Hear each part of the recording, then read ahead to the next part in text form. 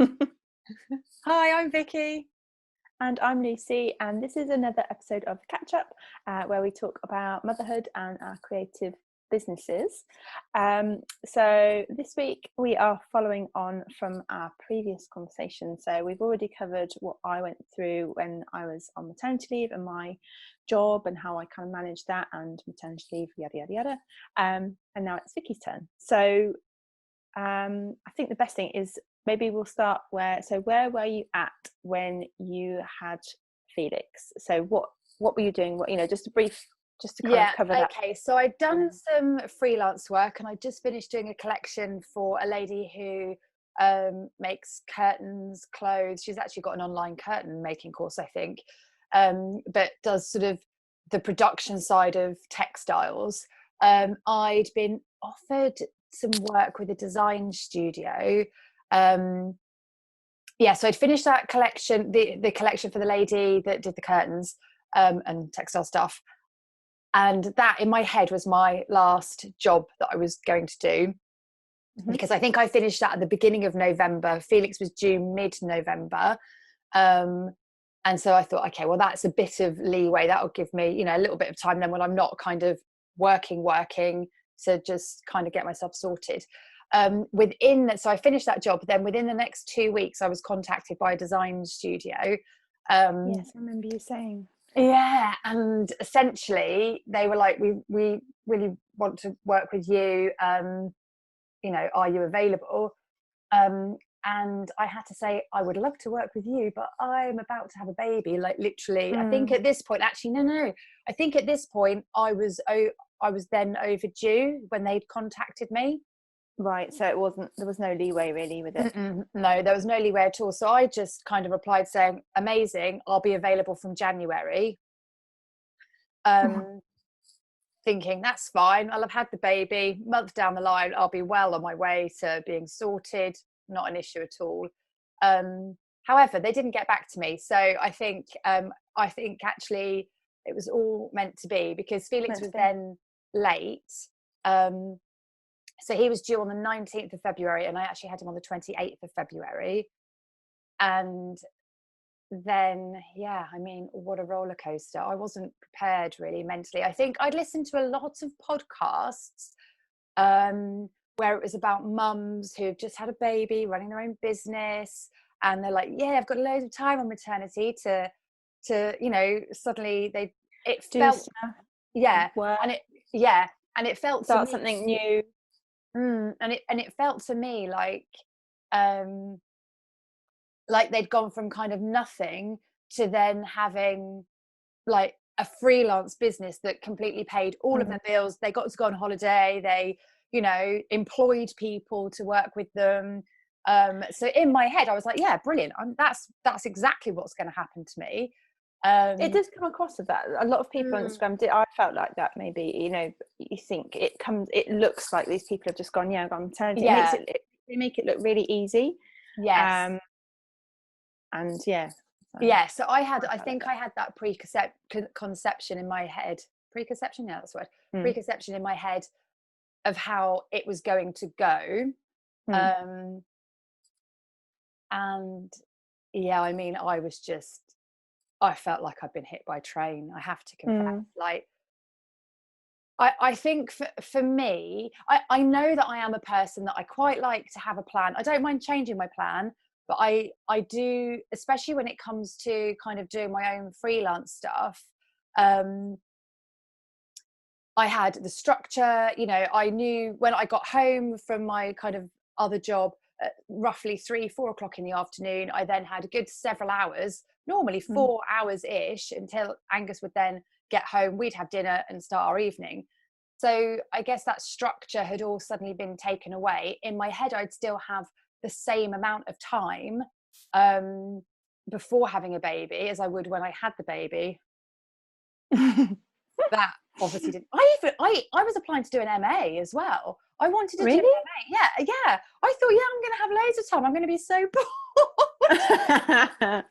Oh my God, Yeah, hindsight. and I mean, luckily, I chatted to the lady. I currently actually work with her, and she, and I was chatting to her about an application for an MA, and she kind of, it was her face, and she kind of looked at me and she was like, I don't know how much time you will have, Vicky. And I was like, oh, maybe. There was a slight kind of alarm bell that went off, and yeah. So I don't know. I feel like I'm rambling now. I think I've gone off topic. No, not Basically, at all, no. I didn't have anywhere near the amount of time that I had expected to. So I didn't achieve as much as I had expected to, and that I had put upon myself to, which then meant I felt incredibly stressed, because I was just on the back foot the entire time. I put so much pressure on myself because I just couldn't understand, well, if all these other mums are doing it and they've suddenly got this amazing business, that Instagram looks fantastic, they're like out at the beach with their baby, or they're in this whatever group and looking fantastic, and I was just like, I can't do this. I don't know how they do it, if they do it, you know, like. So I think it was a sense of then letting go of that slightly, I guess, a sense of letting go of the old way that I would do things and relaxing, because my personality, I don't let anything slip.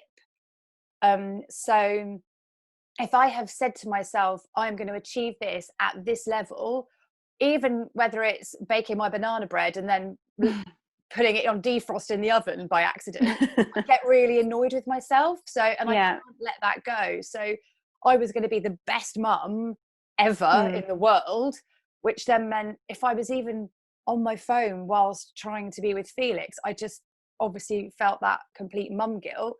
And mum guilt. Yeah. And I just struggled with not having the ability to focus wholeheartedly on everything in my life, having a baby and running a business. So but were you at the university as well? Did you? Yes, or, no, sorry. Yeah, no, I remember you saying about something about university work. Yeah. Soon after. Was that quite soon? Started, yeah. I actually did, I think it was a term there before. Yeah.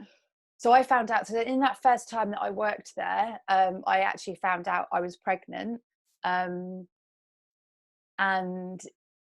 yeah, and actually, sorry, I've just reminded, so I found out I was pregnant. There was also a job coming up there that they'd asked me to apply for, which I didn't get, but I don't think that was because I told them that I was pregnant. I don't think that's the case. And yeah, so then, do you know what? It was at Christmas time that I emailed them again and just said, you know, if you've got anything, I am available. And then they got back to me and basically wanted me to start kind of, I think it would have been like January. Wow. But I then said, oh, actually, I am available, but that feels a bit soon. And you know what? They are such a fantastic bunch of people to work with. I've honestly never felt so supported in a working environment. And I don't even have like a proper kind of contract with them, you know. It's so I just feel really included. And they were really, really supportive. They said, that's fine, we completely understand work-life balance, it's a bit crazy with the baby, blah, blah, blah, blah. When can you start? So they actually kind of managed to push that back for me, I think probably by about a month. And I have a feeling, I can't remember exactly, but I have a feeling I started there mid-February. And it was a day a week. Well, it wasn't a full day, it was kind of 10 till 3, I think. Yeah, a day a week. So how old was Felix then when you were doing that? He would have been about 9 weeks, I think. So actually now when I say that, I mean, sounds so, no, he would have been older than that. He was born sort of end of November, about, January, February, about 3 months. Yeah, 2 months would have been my math. Yeah. So about 9 weeks. I think he was about 9 weeks. I'll go back to my initial. Yeah. So then when I say that now out loud, I'm like, oh my God, he was so young. And who had him? So that was 1 day a week. Who had him? My mum had him. How did you decide? Your mum. Yeah. So how did you kind of decide? had you got say a routine down yet? But routine, routine in that first the fourth Do you know what? trimester. But had you got kind of a system in place? You kind of say to your mum, I have a or was it kind feeling. of go I with the have a flow? feeling Felix must have been about 10, 11 weeks, because when I started back at the uni, he was early in a routine, but we'd just Right. started implementing that routine. But I remember the first time like dropping him off, probably being about half an hour before I left the house, just like offloading all of this Word vomit. information that was actually, a massive Yeah. requirement for this little angel to stay, alive, and all the rest of it, whilst I handed him over to my mum, which yeah. And then I remember my mum and my stepdad were just kind of there, just listening, nodding quietly. Yeah. And then he was like, sorry, I'm overdoing this. And mum's like, it's okay, he'll be fine, I've done it all before. I know. Oh, do you know what? Both sets of parents, my parents, well, my mum and Harry's mum, both said it to me, and I would just offload and I say, look, let me do this. I know you've raised children before, and we're all okay, and we're grown ups, and you've raised us, and we're fine. However, this is my little bundle of preciousness, and this is how I do it. Like, don't be offended when I say this is how I want you to do it. And it's like, really, I remember that first time going, just let me vent. I know you're nodding at me like I'm an absolute lunatic, but just go with it.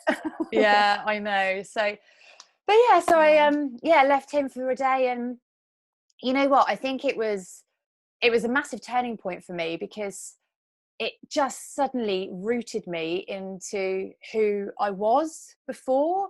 Like I know that sounds really silly, or I just got so into like all consumed by like this baby, and surviving each day, that then being able to kind of give him to my mum for the day and leave, it just gave me that space and that freedom to just kind of relax and kind of get back to me again. So that was a massive turning point. The other massive turning point for me business wise was, I remember chatting to Angus, and I was just like, I can't do this. I don't, I'm at a point where I feel like I'm about to break, because I can't do everything.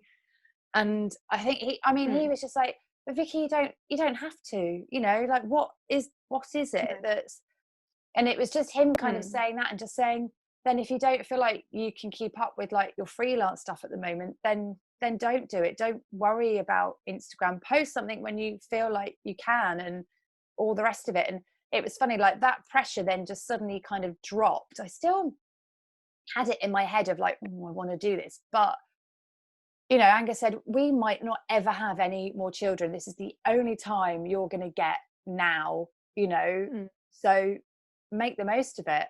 And I thought, yeah, you know what, like freelance stuff, actually, I know I'd worked so hard to build it up and to get to the point where, I was then making a small income from it.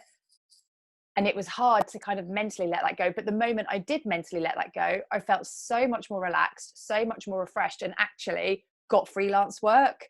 Amazing. So I think there just has to be, I needed to be easier on myself and find that balance. And I think I was so like focused on trying to do everything right, that actually I got so stressed I probably just did everything wrong.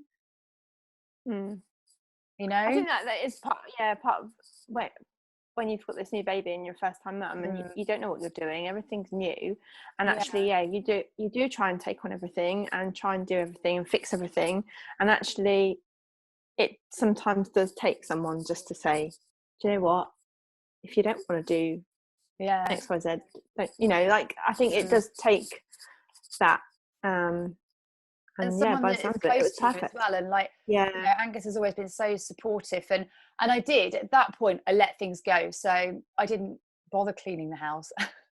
That was Angus's job. And I, and people would come around and I would cringe, and I think, oh my god, there's food on the floor still, or no, because Felix wasn't feeding, like, he wasn't weaning at that time, but the dishes were in the sink, the bathroom hadn't been cleaned, and people would come around and I just sort of cringe, but then I think, oh, got other things to do time. Think else of it. So for me mentally, I had to I changed the way I worked as well. So before, because I had like a time in the day that wasn't taken up by a child, um I could I'd start my kind of big project. If I think right, I've got 2 hours, brilliant, okay, I'm just going to start doing this particular, I was going to start a new design, for example. If I had 15 minutes, I wouldn't have done that. I just would then have replied to my emails, prepped a couple of Instagram posts, or or whatever it was.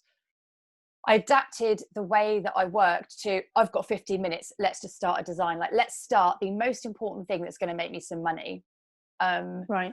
And so, yeah, so that's what I did. And so I kind of then, it meant, and I surprised myself with then how much of that I did in 15 minutes. I actually found it's not my preferred way of working, but it wasn't any less efficient, because Really? no, not at all. It wasn't like, and I think that's why I then started to write down where I was in my head creatively. So then when I came back to it, I could pick it up again. I think that's when I started doing that, because obviously it takes a bit of time to then get back in the flow. But because I kind of would have like 15 or 20 minutes, or I mean, a push at those early stages, or maybe half an hour before, the sleep went wrong or whatever. You know how they say, like, don't sit down at your desk for more than 45 minutes, like make sure you've got up and move around and have a break. It made me do that more frequently. Oh, okay. And actually I then got back and I was like so much more kind of revived almost into what I was doing. So I was quite quick with it in those like lots of but short spaces of time. Which I was quite surprised about. But that's really interesting the way you do that. And I actually still kind of take that approach now, even though I don't have more time, but Felix's sleep structure's much more refined, shall we say, and in place. So I do have a longer block of sleep generally on the whole, that's uninterrupted kind of in the middle of the day, which I know is then my time for like doing a major job that I need to get done. Wow. It's interesting you say that, because those like 15 minutes that I would do it the other way around. I would totally do like you used to, like, well, I've only got 15 minutes, so I'll just do a quick job. Whereas, I'd never ever think about starting a big job in that short space of time. But actually, the way that I probably work, I should probably implement that, because once you've started it, then you kind of get the buzz for it, I guess, and you kind of like, you'll get excited about if it's something that you're really enjoying as well. You look forward to coming back to it. Yeah, exactly.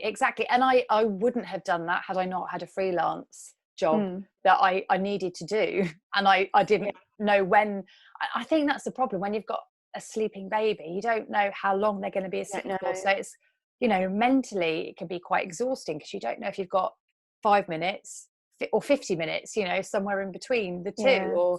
And sometimes it's the rule of sod that the one day that they sleep really well, like they have the best long sleep, sometimes you haven't started that job because you're doing something else, or so you just gotta go just start, I guess, and then exactly. So then that's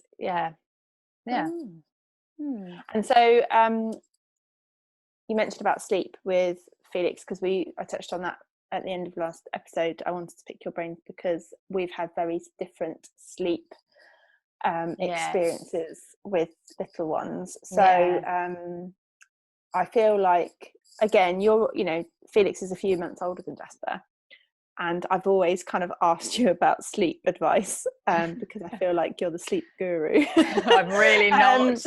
Well, in comparison to what we've got going on. But yeah, so how, like, because of you going back to work at the uni, was that you said, right, we need to crack on with sleep? No, I was desperate, Lucy. I was absolutely desperate, because Felix has always been a massive feeder. Like, we've touched on this before, he fed for hours and hours and hours. Plus he was quite refluxy, and actually he does have a dairy allergy intolerance, whatever you want to call it, which then is quite often linked to reflux.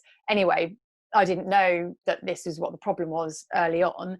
But basically I was feeding him, and a short feed would be an hour. that was my short feed. Wow. Yeah. And so we've said before, I was literally watching whole, well, maybe 3 films throughout the night easily. And so it wasn't just the feed, because he was quite refluxy. I then really carefully like sit him up, hold him straight, just because I had to sit him at that angle for about half an hour before I could then lay him down. Because if I tried to lay him down too soon, the reflux would then aggravate and he would then wake up and we'd be back to square one.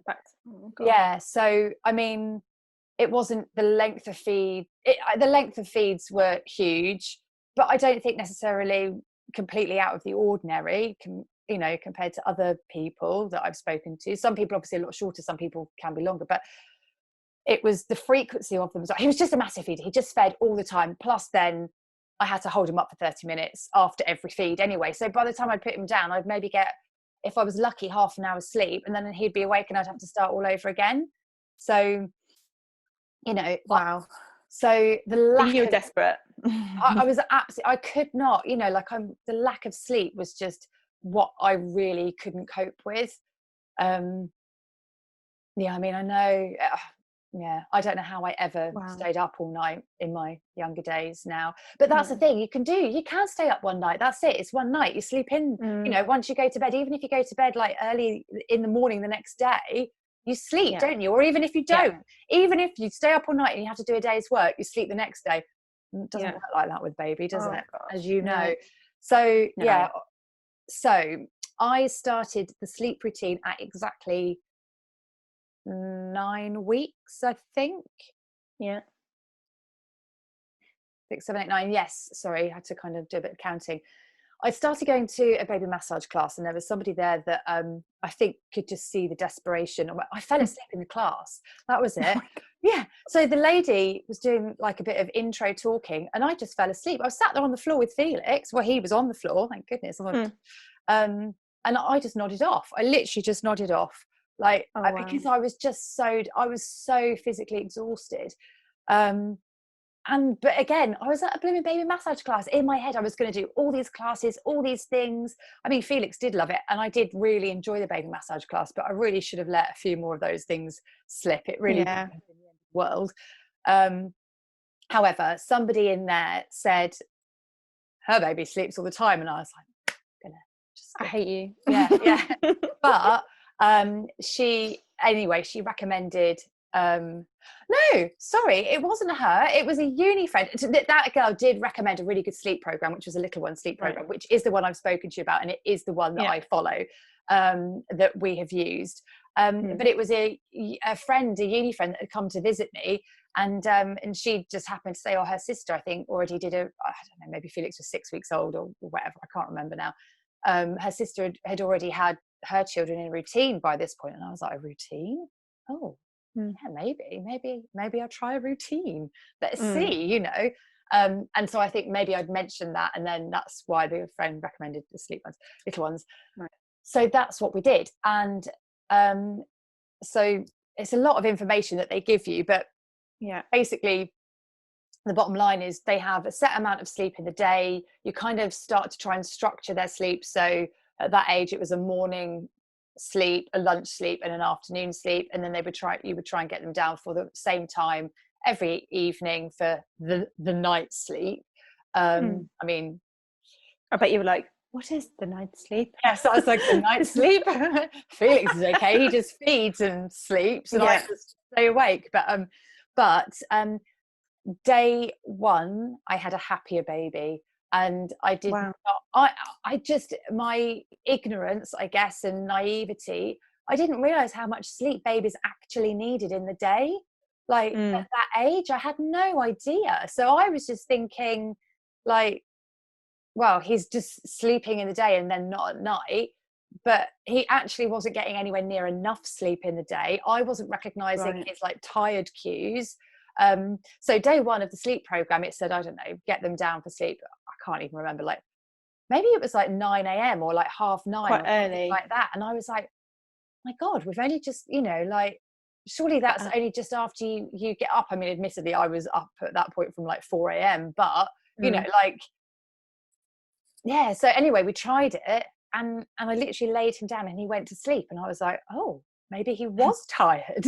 Yeah. Like, oh, isn't it funny? It's just like a little realization. Yeah. So, and then in the day, he was so much happier that's why I persevered with it then for the night sleeps. Like when he was awake in the day, he was a happy, engaged, interactive baby, not just crying at me. And he was crying at me before because he was so tired, like that's, and I just didn't know. So day one, game changer, absolute game changer. I had to persevere with it, but because I knew the benefits of when he was awake, that's why we persevered with it. And it then meant that it then gave me the structure in the day that I needed, so then I could then sort of mentally plan business stuff around it.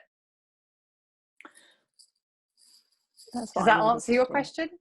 Massively, yeah. And I'm just like, oh, I feel jealous, like that I should have, like, I should have, would have, could have, everyone's different, and hindsight then, I feel like I wish that I'd definitely now I'm wish that I'd gone down a sleep structure a lot sooner, because I feel like I would be like kind of further ahead. Better off. yeah, and get some sleep as well. But yeah, it's really interesting. So we covered the sleep. So then that helped you massively with structure and like freelance jobs and things like that. And then did you start picking up more freelance work kind of later on, so I started to do a few pitches, I started to approach people, but it's I'd never done it in a way before that was kind of like planning a future income, if that makes sense. Mm-hmm. Because I'd always kind of, I guess because I hadn't had to worry about it before, because I had like an official other job alongside my freelance work. It didn't matter if I did or didn't get a client. It didn't matter. Do you know what I mean? Any client that I got was just really good experience. And obviously still is. However, I was at the point that then I was like, okay, I've pitched. They've said they want to work with me. Okay. And so it's a very long process, because I've pitched, I've said they want to work with me. We've discussed the designs. I mean, each process is different, but on the whole, I was surprised at how long some can take. So there was one that I have done with a company that's in Brighton. And I think she paid for the design. It would have been maybe March or April, I think. It was last tax year. I can't remember, but over a year ago. So Felix would have been, it was in Felix's first year anyway. And that product still hasn't been produced. So so that's the time frame of your and a lot of the time though, because I've been quite picky on maternity with who I work with. So I've only worked with kind of small businesses, people that I feel like I've got a bit of a rapport with. But I guess because it's a small business, their time frames are quite long as well. Like they necessarily might not have the financial backing to put that design into a product immediately. I guess. So actually, I mean, it's just a long process. I mean, some are quicker, some then don't even kind of come to fruition because the company's gone on a different path or changed their journey or whatever. But I think, sorry, I'm rambling and going off on another tangent. One of the things that maternity gave me was a focus with my business. I think before, because I had more time to spend on it and I'd explored a lot of avenues, and maybe I had to still go through this process. I probably did. So I'd looked at producing my own products. I'd produced, handbags, like a wash bag, a purse and things like that. I sort of set up an Etsy shop, run the Etsy shop, sold the products through that. And I got to the point I was like, actually, I really don't like doing this. Like I find it a lot of work for not much gain. I really enjoyed the the process of producing a product, especially because I use like recycled jeans. So I'd actually had like a collaboration with like a charity shop, and I'd like taken their jeans that they weren't able to sell, and then sort of done like some textile work with them. I think I did like a shibori, like tie-dye style type treatment to the jeans, and produced those into pencil cases and like makeup bags. So there were a lot of elements of that process that I really liked, but then the actual selling side of it, I was like, you know, and the markup was nothing. So I think what maternity then gave me was, I was like, you know what, it's a lot of effort and a lot of time, and I don't have that. So what can I do in a short space of time that gets me maximum income? And actually what that was my favorite part of the design process, and that was doing the digital side of it and selling those digital designs.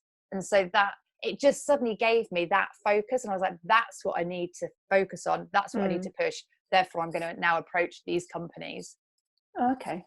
So yeah, it's helping you so I've been thinking about this lately myself, is what you don't like, so working out what you don't want to do, what you don't enjoy,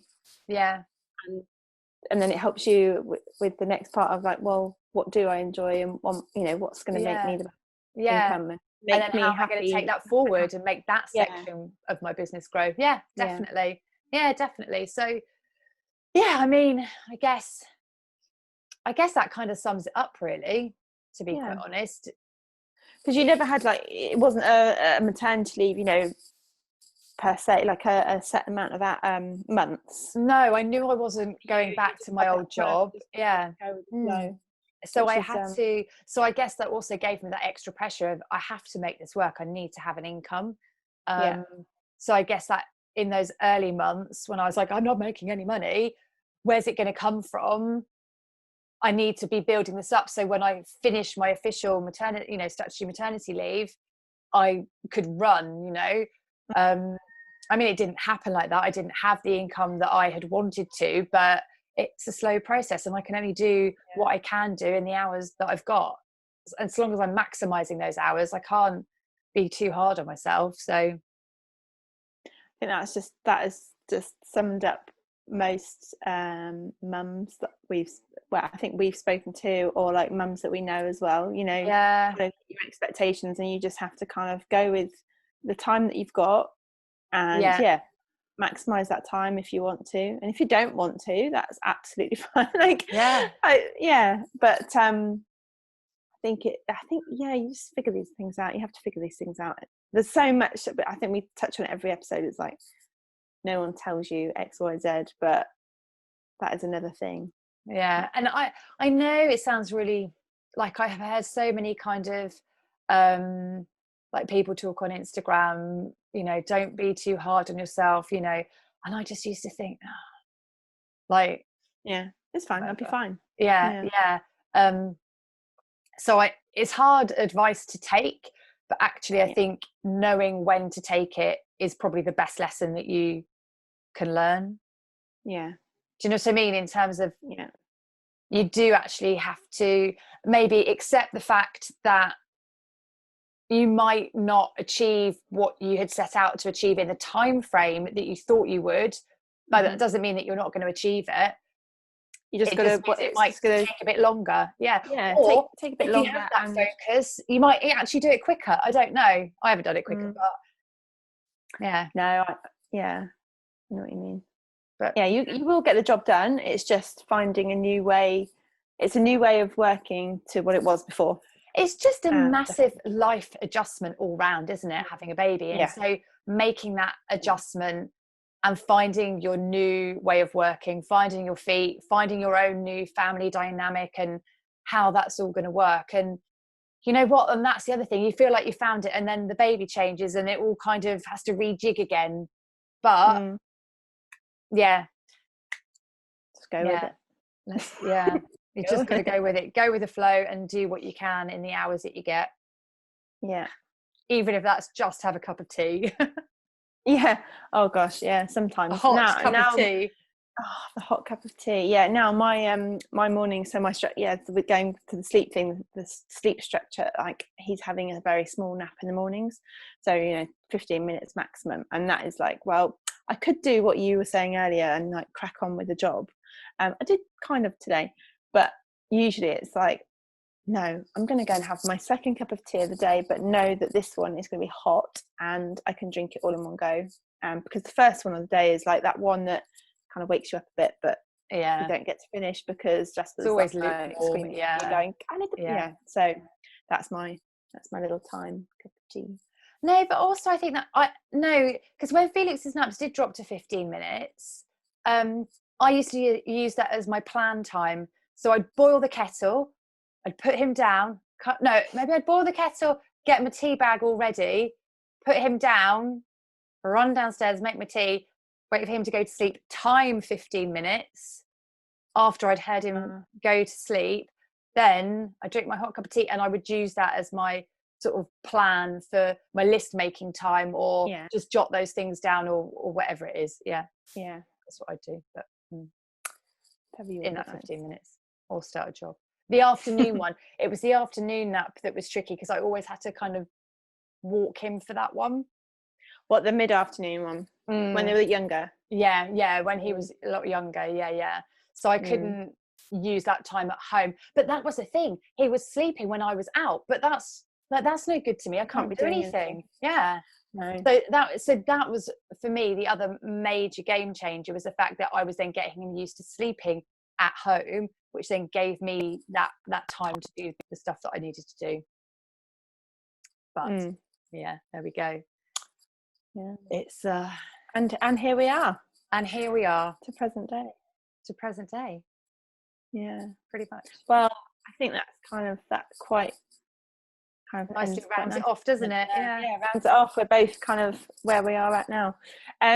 So it's high five and face plant time. I haven't really thought about a face plant. I'm sure there's something, but I'm going to let you go first and I'll have a think. Is there anything I haven't thought about it? Or anything that's been my high five? My high five of the week is I have recorded lots of videos that are going to go on my YouTube channel. And that's my high five. I'm in the flow of it now. I kind of then have got ideas that I can then jot down and do. So I'm quite pleased about that. My face plant is, haven't uploaded the last episode of the catch up, which was your maternity leave. Oh, okay. So, well, by the time that one's up and then this one goes out, it'll be good. No one will know. No, I shouldn't have said it. Smooth. No, we're fine. Yeah. Have you got any? I haven't really done any work this week. I just haven't really. My work that I had that was stressing me out and kind of I was trying to get done a few weeks ago when we were talking to Sarah, and I was saying, I've overworked myself, taken on too much, blah blah blah. That has all been uploaded to the Royal Mail website. That's all online, and it's really cool to see it, kind of all that stress and you haven't? I haven't seen anything for it. I shared it on Instagram, but I will send it to you. So they've put it all online now, so their campaign is up and running, so it's really cool to see that going out and sharing it. And that's such a massive achievement, so Lucy. that was just like really proud. I just felt really like, yes, it's gone out. And I've got lots of new followers from it as well, which is really lovely. Brilliant. So it's kind of giving me ideas of what I can do. So although I haven't done any work, it's definitely kind of got my pushing brain forward going, still. Right, what's next and what can I create, and all these new followers that I've got.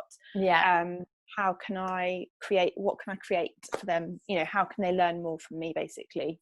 It's got me thinking anyway. Good. Another high five. Not work related, but I got I'm decorating a IKEA kitchen for Jasper, one of their small kids kitchens. I like those. Brand new. Brilliant. But it's pretty much as new.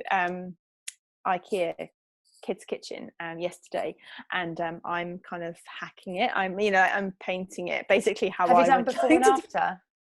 I took some photos before, and then I've kind of been taking some photos in the middle, so I might do something with that as well, maybe like an IGTV. I don't know. I'll do something with it, I'm sure. But yeah, that's really fun, and that's kind of giving me, although again I'm not doing any work the last night and tonight. I'm just going to do a little bit of painting while we watch something, Netflix.